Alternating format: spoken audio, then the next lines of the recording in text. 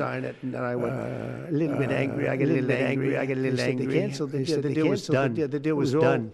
It was all ready to be signed. And people went over. They came back to me. They don't want to sign. They don't want to sign. Opening up China. The opening up China. Well, the biggest thing that we're discussing is the opening up China, and they've agreed to do that. But it's going to take a while to paper it. You know, that's not the easiest thing to paper. But that's the single, I think, to me, some people would disagree. Some people would say we're getting a lot of money with tariffs or whatever. But, you know, especially when you add what we already have. Because remember, we're already getting the 50% on steel and different things. That's not included in these numbers. So you can add that. But the biggest thing to me is the opening up. I think it would be fantastic for our businesses if we could go in and compete with China. It would be a lot of jobs for China. It would be, I think, at a time when they can frankly use the jobs. And that's what we're talking about. So that's a very, very important element to add. So when Scott, I watched him speak the other day, and I think he didn't want to say it, but I said, it's okay to say it. Look, if we don't get it, we don't get it. But if we don't get it, it won't be a positive thing. But if we do get it, I think it's maybe the most important vacation and peace.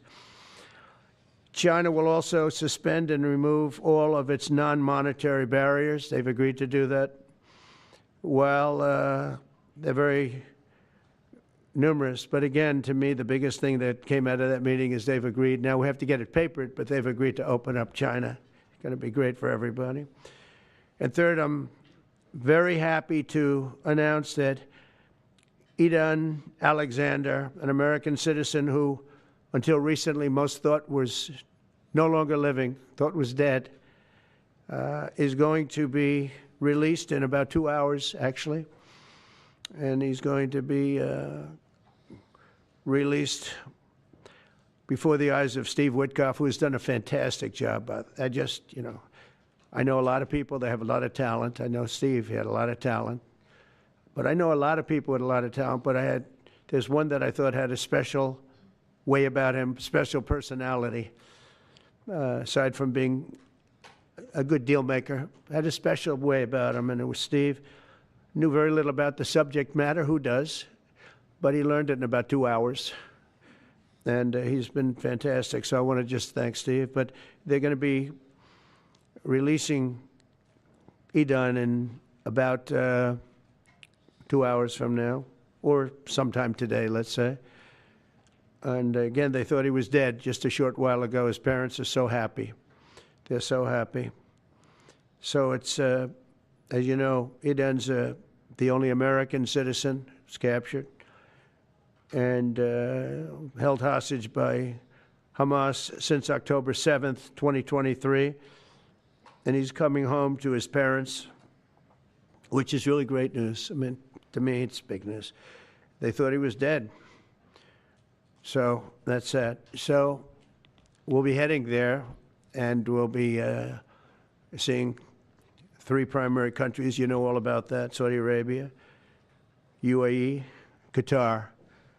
On Thursday's meeting with Russia and Ukraine is very important. I was very insistent that that meeting take place. I think good things can come out of that meeting. Stop the bloodshed of the horrible, it's a bloodbath. But that 5,000 more, it's really much more, I'm trying to be conservative, more than 5,000 soldiers. Russian, they're not American soldiers, they're from Russia, they're from Ukraine, but they're people. They're human souls, and they're being killed at levels that we haven't seen since the Second World War. And it's every week, a lot of drone fighting. It's a whole new form of warfare, and it's violent and vicious. And so that's it. I'd like to go back to China just for a second. They're very heavy on the fentanyl. We're charging them, as you know, 20% for the fact that they send fentanyl into our country. And they've agreed that they're going to stop that. And, you know, they'll be rewarded by not having to pay, you know, hundreds of billions of dollars in tariffs. So the fentanyl should stop. It comes from China. It's amazing. And comes through our southern border, comes through our northern border too, comes through Canada, and comes through our southern border, much more through the southern border. But so that's a very important subject to me, because everybody in this room has lost friends or people that have family members that have died of fentanyl. So there's a big incentive for China to stop, and I take them at their word. They're going to work on that, I think, very hard. And one thing, when they work on something, they get it done. So now I'm about to depart on a historic visit. Some of you are going with us to, as I said, Saudi Arabia, Qatar, and United Arab Emirates. Before I do, I'll sign one of the most consequential executive orders in our country's history. I don't think there's ever been anything signed like this, certainly not with respect to health care, nothing even close. I'm delighted to be joined on this occasion by Secretary of Health and Human Services, Robert F. Kennedy, Jr., who is doing a really good job, I have to tell you that. CMS Administrator, a friend of mine, Dr. Mehmet Oz, who is an amazing guy. You know, I was telling Bobby before, Oz had a very successful show, but it hurt his reputation. Because when you're in show business, it hurts your reputation a little bit. It's good for you, but in terms of professionalism and being a doctor, it sort of hurts your reputation. This guy went to the best schools, was the best, I mean, top of the line.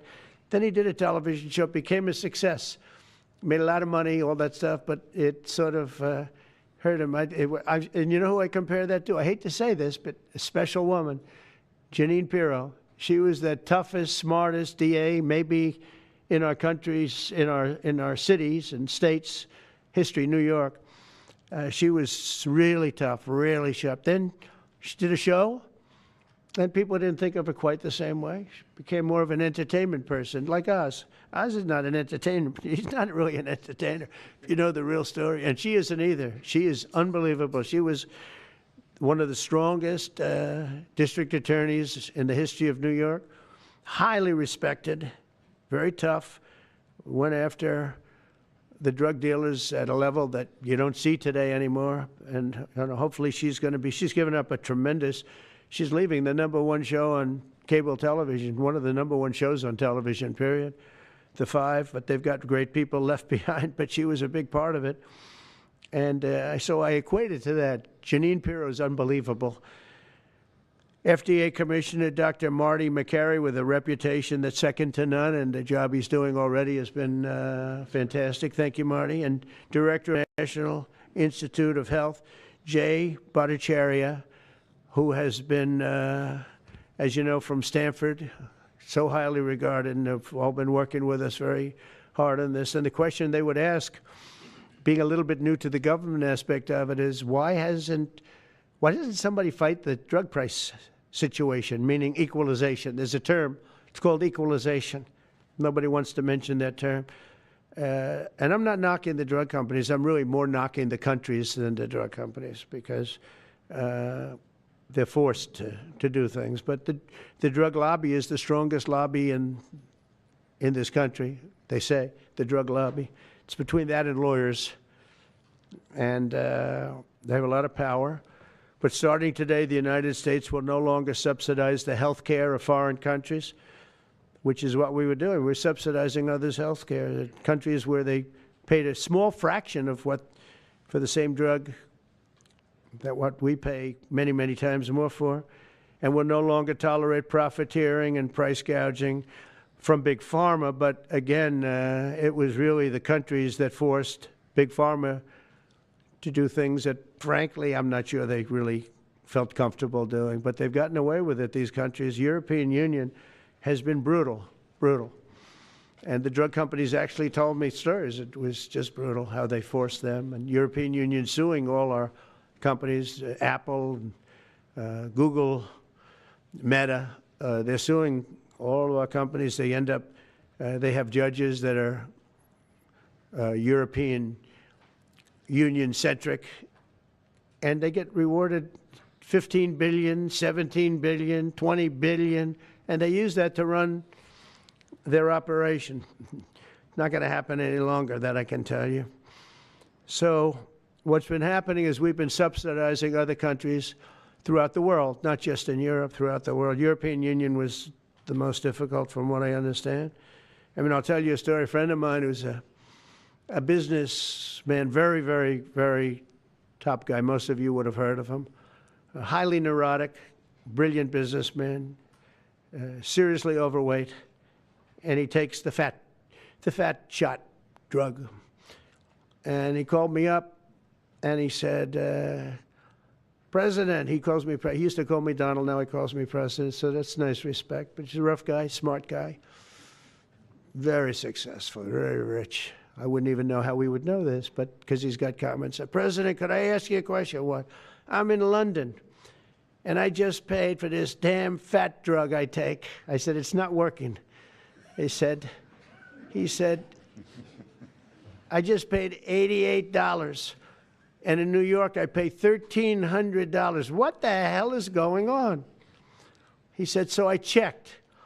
And it's the same box, made in the same plant, by the same company. It's the identical pill that I buy in New York. And here I'm paying $88 in London.